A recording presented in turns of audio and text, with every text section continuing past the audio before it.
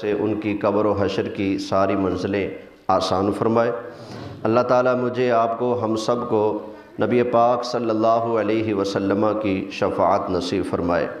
آپ دیکھ رہے ہیں ہمارے علاقے کی آن شان پیر طریقت رہبر شریعت حضرت علامہ مولانا پیر سید غلام یاسین شاہ صاحب بخاری زدہ شرفہ، آپ تشریف فرما ہے۔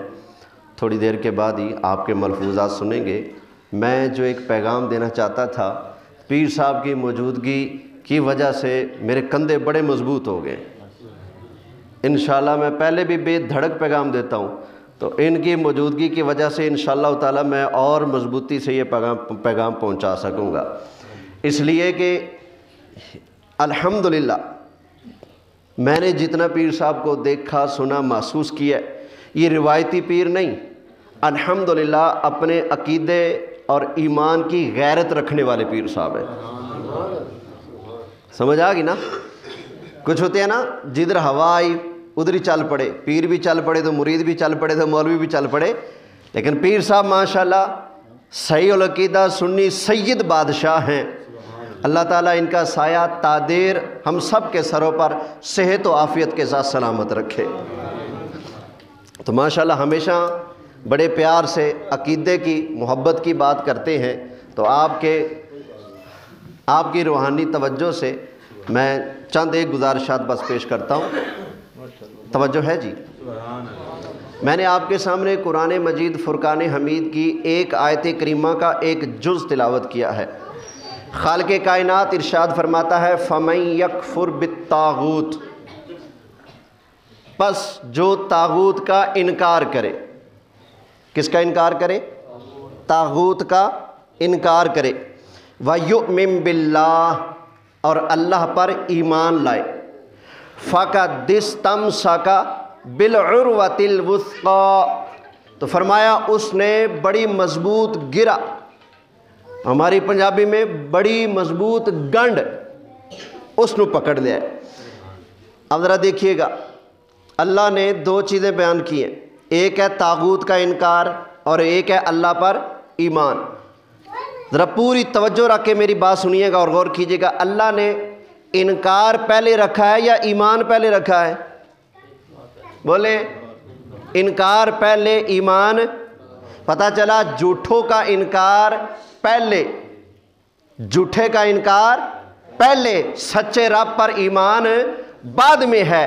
تو جو ایسا کرتا ہے فَقَدِ اسْتَمْسَكَ بِالْعُرْوَةِ الْوُثْقَىٰ، اس نے بڑی مضبوط گرہ کو پکڑ لیا ہے۔ تو پتہ چلا ایمان لانے کے لیے ضروری ہے کہ پہلے ہم اپنے دل کے اس کارخانے کے اندر اگر کوئی کفر، کوئی ضلالت، کوئی گمراہی، کوئی بددینی، کوئی بھی اس طرح کی چیز اگر موجود ہے، پہلے اس کو نکالا جائے گا۔ کفر نکلے گا، شرک نکلے گا، بدعت نکلے گی، گمراہی نکلے گی، گند نکلے گا، پھر لا الہ الا اللہ والا بوٹا لگاؤ تو فَقَدِ اسْتَمْسَكَ بِالْعُرْوَةِ الْوُثْقَىٰ، تو پھر سمجھے کہ آپ نے بڑی مضبوط گرہ کو پکڑ لیا ہے۔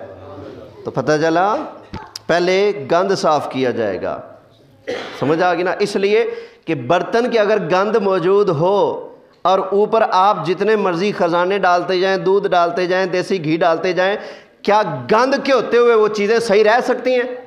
بولے ذرا نہیں نا، پہلے گند نکالا جائے گا نا۔ اور بھائی اسی طرح اگر آپ چاہتے ہو آپ کا ایمان اللہ رسول کی بارگاہ میں قبول ہو جائے، تو عقیدے کی خرابی والا گند اگر کسی کے اندر موجود ہے تو پہلے وہ گند نکالنا پڑے گا، من صاف کرنا پڑے گا۔ اللہ کو ایسے ماننا ہے جیسے ماننے کا حق ہے، رسول اللہ کو ایسے ماننا ہے جیسے ماننے کا حق ہے، صحابہ کو ایسے ماننا ہے جیسے ماننے کا حق ہے، صحابہ کے ساتھ ساتھ سرکار کے اہل بیت کو ایسے ماننا ہے جیسے ماننے کا حق ہوتا ہے، اولیاء اکرام کو ایسے ماننا ہے جیسے ماننے کا حق ہے۔ اب یہ دیکھنا، ایک بندہ کہے میں نبی کریم علیہ السلام کا امتی ہوں، سرکار کا غلام ہوں، سرکار کا کلمہ پڑھتا ہوں، لیکن دیکھو بھائیو حضور ہیں ہمارے ہی جیسے، ہیں تو نبی لیکن ہیں ہماری جیسے، کیا اس نے ماننے کا حق ادا کیا ہے؟ بولے صحیح۔ ایک بندہ کہتا ہے ہیں تو اللہ کے رسول لیکن فلانی چیز کا علم نہیں، اس نے ماننے کا حق ادا کیا؟ بولے نہیں نا۔ تو اندازہ کر لیں جو بندے سارا زور اس چیز پر لگاتے ہیں کہ میرے آقا علیہ السلام کو فلاں چیز کا نہیں پتہ، فلاں چیز کا نہیں پتہ۔ ہمارے نبی کے پاس اگر کوئی اختیار تھا تو چچا کو کلمہ پڑھا لیتے، اگر نبی پاک علیہ السلام کو پتہ تھا تو فلانے علاقے کے لوگ آئے، انہوں نے کہا ہمارے ساتھ صحابہ کو بھیجیں، سرکار نے 70 صحابہ کو روانہ کر دیا، انہوں نے سرکار کے صحابہ کو شہید کر دیا۔ اگر علم ہوتا تو کیوں بھیجتے؟ جس کی تقریر اسی چیز پر گھومتی ہے، اپنا علم منواتا ہے اور نبیوں کے امام کے علم کی نفی کرتا ہے۔ اب بتاؤ کیا بندہ وہ اس لائق ہے کہ اس کی بات سنی جائے؟ خود تو 4 کتابڑیاں پڑھ کے کہے جی میں علامہ ہوں، میں فہامہ ہوں، میں مفتی ہوں۔ اس علامے سے بندہ پوچھے علامہ صاحب آپ کا علم کیا کہتا ہے؟ نبی کو غیب کا علم ہے یا نہیں؟ تو جو کہے نہیں تو اس نے نبی کا علم مانا پھر؟ بولیں ذرا۔ تو بھائی یہ ذرا سوچ سمجھ کے چلا کرو، ٹھیک ہے نا؟ آپ لوگ کہتے ہیں بھائی بس سارے ٹھیک ہیں، سارے کہاں ٹھیک ہیں بھائی؟ ایک آدمی آپ کو جھوٹا کہتا ہے، دوسرا آدمی سچا کہتا ہے، آپ دونوں کو ٹھیک کہو گے؟ بولے اس وقت دن ہے یا رات ہے؟ دن ہے، جو کہے رات ہے سچا ہے وہ؟ بولے آج دن کون سا ہے؟ ویسے اتوار ہے نا، تو جو بندہ کہتا ہے نہیں آج جمعرات ہے، کیا وہ سچا ہے؟ جو آپ جو کہتے ہیں بھائی سارے سچے ہیں، تو آپ یہاں بھی کہو نا، ایک بندہ کہتا ہے نبی کچھ نہیں کر سکتا، نبی مکھے بھی نہیں بنا سکتا، اور ایک بندہ کہتا ہے جس طرف اٹھ گئی دم میں دم آ گیا اس نگاہ عنایت پہ لاکھوں سلام۔ اب بتاؤ کیا دونوں برابر ہیں؟ بولے ذرا کیا برابر ہیں؟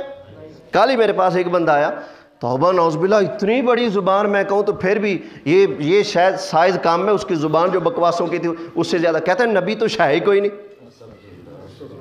اب بتائیں جن کی یہ زبانیں ہو چکی ہیں اس وقت، کیا ہمیں ضرورت نہیں کہ ہم پہچان کر کے تھوڑے سے جئیں؟ جو جیے دلیل سے جیے، جو مرے وہ بھی دلیل سے مرے۔ بھائی ضرورت ہے بہت زیادہ۔ آپ ذرا آپ دکان پہ جاتے ہو نا، آپ اندازہ کرتے بھی کہاں سے سودا صحیح ملے گا، لیکن دین کی باری آتی ہے آپ کہتے ہو ہر جگہ سودا صحیح ملے گا۔ دنیا داری میں آنکھیں 4، کپڑے وہاں سے لینے ہیں ادھر سے نہیں لینے، جوتا وہاں سے لینے وہاں سے نہیں لینا، دودھ ادھر سے خراب ملے گا ادھر سے صحیح ملے گا۔ دنیا داری میں آپ اتنی چیزیں دیکھتے ہو، جب دین کی باری آتی ہے جنہیں لایا گلی دو دن آل چلی۔ یہ تو بات صحیح نہیں نا بھائی ہیں۔ اب ذرا قرآن کی آیت سن لیں، اللہ فرماتا ہے یا ایھا الذین آمنوا لا تتخذوا آباءکم واخوانکم اولیاء، او ایمان والو اپنے باپ دادا کو اور اپنے بھائیوں کو دوست مت بناؤ۔ مطلب کبھی کبھی ٹائم آ جاتا ہے پیو بھی چھڑنا پہندا ہے، ماں بھی چھڑنی پہندی، سمجھ آ گئی نا؟ اپنا سگا بھائی بھی چھوڑنا پڑے تو چھوڑ دیا جائے گا۔ کب؟ فرمایا ان استحب الکفر علی الایمان، اگر وہ ایمان پر کفر کو پسند کرتا ہے۔ ایمان کی بجائے کس طرف جھکتا ہے؟ وہ کس کی طرف مائل ہے؟ نہیں وہ بھی ٹھیک ہے، ذرا غلط سن لو ندی، وہ تو ٹھیک ہے بھائی، یہ قرآن سنایا ہے۔ اگر باپ بھی ہو نا، سگا باپ، اللہ کا قرآن ہے، آپ کا اپنا ابا جس سے آپ پیدا ہوئے ہو، آپ کا اپنا سگا بھائی جس کے ساتھ آپ کی ساری عمر گزری ہے، لیکن ایک طرف رسول اللہ کی عزت کا معاملہ ہو اور ایک طرف آپ کا باپ ہو، بھائی ہو، اللہ فرماتا ہے اگر یہ کفر کو پسند کرنے والا ہے تو اس کو اپنا دوست بولیے نہیں بنانا۔ وہ لوگ کہتے ہیں فلانے نے نمازیں پڑھ لی ہیں، فلانا اتنا حجی ہے، اتنا نمازی ہے، یہ چیزیں دیکھتے ہیں۔ بھائی عبادت معیار نہیں، یاد رکھیں، اگر عبادت معیار ہوتا تو شیطان کبھی نہ مار کھاتا۔ عبادت معیار نہیں، معیار ہے اللہ کے پیاروں کا ادب و احترام۔ ابو جہل حاجیوں کو پانی پلاتا تھا، ابو لہب حاجیوں کو پانی پلاتا تھا۔ قرآن کہتا ہے اجعلتم سقایۃ الحاج وعمارۃ المسجد الحرام کمن آمن باللہ والیوم الآخر لا یستوون عند اللہ۔ توجہ ہے؟ اللہ فرماتا ہے یہ حاجیوں کو پانی پلانے والے، حاجیوں کو اونٹ کٹے بچے ذبح کر کے کھلانے والے، لیکن ہیں بے ایمان، ان کو تم ان کے برابر سمجھتے ہو جو ایمان لا چکے ہیں۔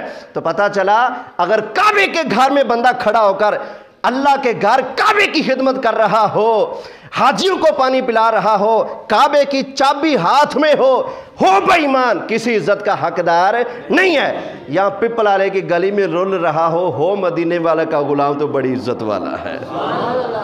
تو اصل معیار ہے سرکار کی غلامی، سرکار کا پیار۔ اللہ ہمیں نصیب فرمائے۔ وآخر دعوانا ان الحمد للہ رب العالمین۔